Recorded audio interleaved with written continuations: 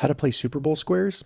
In this video, I'm going to show you how to play football squares. So I'll be showing you how to pick squares and how to read the grid to see who won. And if this video helps you, please consider giving it a like and also subscribe to my channel because that really helps me out. So in this video, I'm going to be using an example game from onlinefootballsquares.com.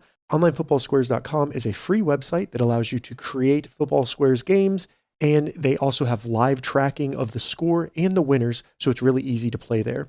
So the game of football squares is played on a grid of 100 squares where each player will go in and pick squares. Once the players have picked all the squares, the numbers on the outside of the grid will be assigned. So when you're picking, there will be no numbers, but after everyone has picked, the numbers will be randomly assigned so that it's fair and that no one had any advantage when picking squares.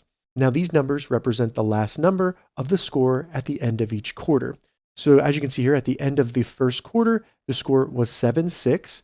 So if you go on the left side, 7, and on the top, 6, that means Charlie won the first quarter. So really, there is no skill to this. You're just picking squares and hoping that the last number of the score at the end of the quarter is on your square and that you win that quarter.